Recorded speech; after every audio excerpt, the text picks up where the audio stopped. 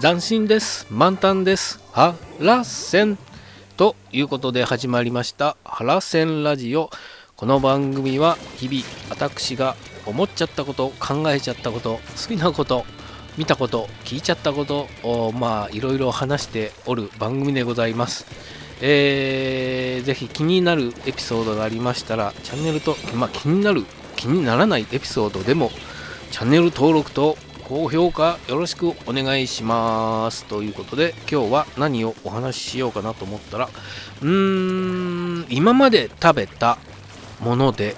衝撃的にうまかったもののお話をしようかなと思います。いや本当にね、目から鱗とかね、そういう言葉、目から鱗っていうね、いろんな番組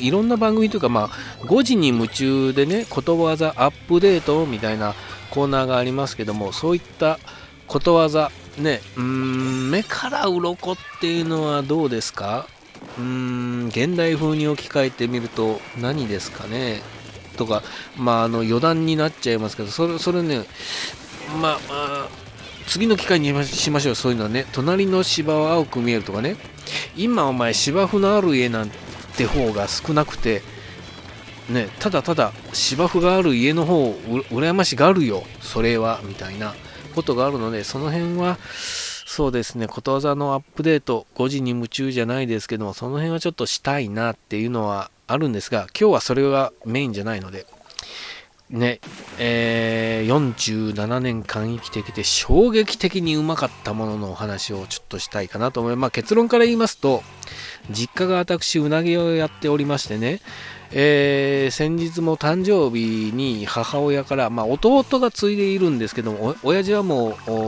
うずいぶん前に他界していなくなって、兄貴は外へ出て働きに出ているんですけど、弟が実家を継いでおりましてね、その弟がうなぎ屋をやっておるわけですけども、そこで作った、うなぎ飯の素というね、秘伝のタレを使ったうなぎご飯の素、ご飯炊くときに入れると出来上がるといううなぎ飯の素っていうものが送られて、誕生日プレゼント代わりに送ってきてもらったんですけど、それを炊いて食べたわけなんですが、これは非常にうまいというか懐かしい、僕にとっては懐かしい味ね。本当にずっとうなぎの匂いに囲まれて、育ってきたので、本当に懐かしい味というかでしたけども、そのうなぎの飯の素も十分うまかったんですが、その親父が生きてた頃に、あれはね、確か今はね、弟が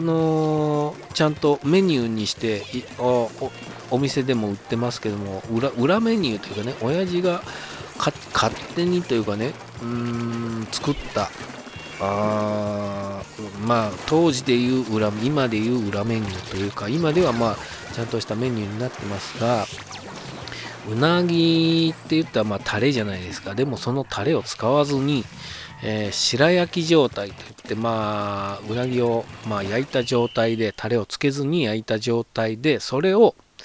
わさび醤油で食べるということをね、食べさせてくれたんですよ、一度。あれはいつだ、中学か高校入ったかどうかぐらいの時にね、やったんですよ。それがもう衝撃的にうまくて、あれ忘れらんないくらいうまかった。白焼きをわさび醤油で食べるうなぎをね、うなぎって生で食べれないんですよ。血に毒が入っているので食えないんですけども、火を通さなくちゃいけないんですけども、その、刺身代わりというかね、刺身代わりというか白焼きにしてタレをつけずに、それを本当に刺身のようにわさび醤油で食べるっていうのが本当に美味しくて、うなぎの脂分をわさび醤油がさっぱりとさせてくれてね、わさび醤油だっていうのは生姜醤油じゃなかったと思いますよ。それぐらい記憶はあやふやなんですけども、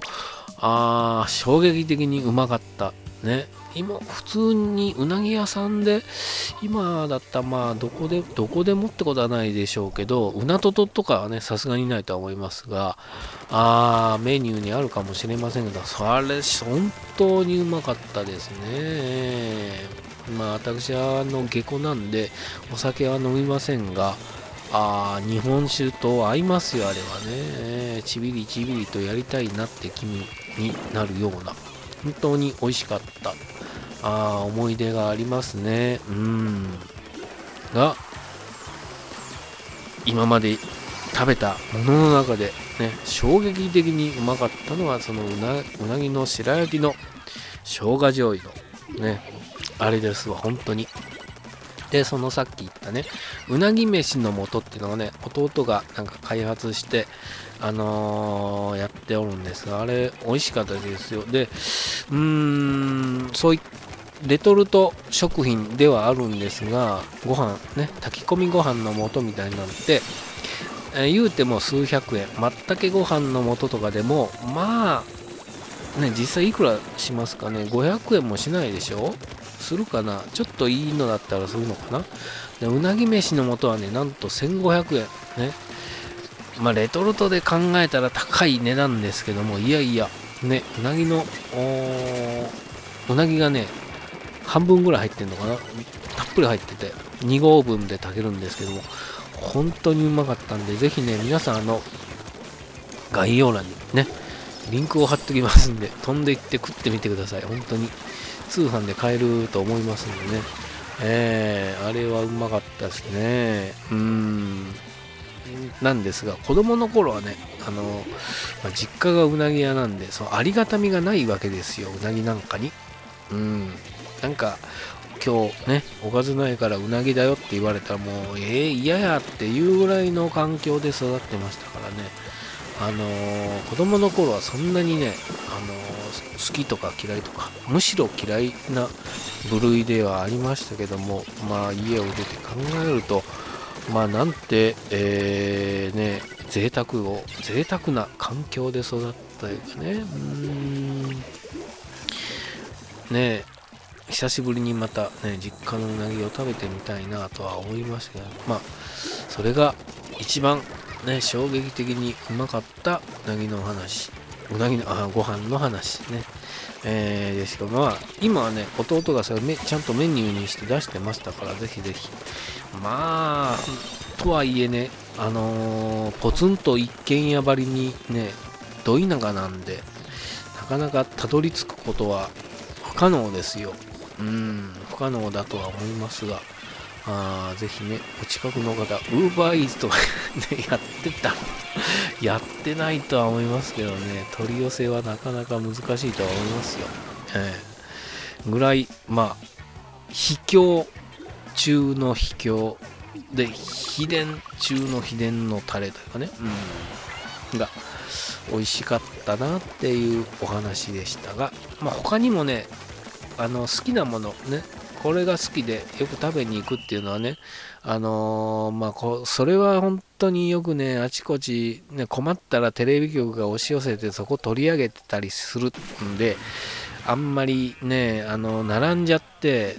こう気軽にね食べに行けないんですけども、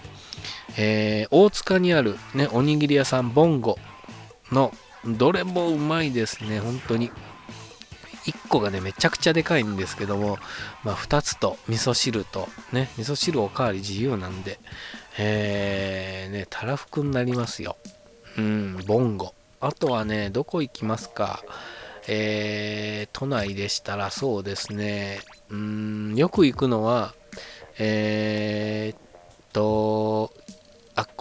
反田のチンマー屋でしたっけ、麻婆豆腐屋さんね。あっこの麻婆豆腐もうまいですね。あとは、カレー屋さんはね、日野屋が大好きなんで、まあ、阿佐ヶ谷にもありますけども、まあ、方々にあるんで、日野屋はね、よく行きますね。大好きですね、日野屋。それから、まあ、新宿西口のとんちんかんね。あそこの豚汁はもう絶品ですよ。だから、ね、何ですか、とんかつ食べないでも豚汁とご飯おかわり自由なんで、一番安い神カツ定食っていうのがあるんですけど、神カツを頼んでね、豚汁ばっかりおかわりする、豚汁とご飯ばっかりをおかわりするみたいなことは一度してみたいね。したことがないんでね。ぐらいですかね。まあ、あとね、大好きなのは、あっこです。高円寺にあったんですけど、潰れちゃいました。新宿とかね、まあ、ほぼチェーン店あるんで、あれですけども、何でした、ワンタンラーメン屋さん、名前忘れちゃったな。ワンタンラーメンね、ワンタンの。うん。あっこも好きでよく行きますね。でも、他のというか、塩ワンタン以外は、あんまり好きじゃないというか、ね、ワンタンのいい味を殺しちゃってるなと思ってたんで、食べませんけども、名前が出てこないや、ワンタン屋、好きでよく行っておりますね。うん、まあ、本当に、まあ、こういう好きなものというかね、食べ物の話はもう尽きないね。尽きない尽きない。あと他に何かあったかな、いや、尽きてるだろうっていうね。はい。どうでもよかったね。ありがとうございます。チャンネル登録と高評価よろしくお願いします。ありがとうございました。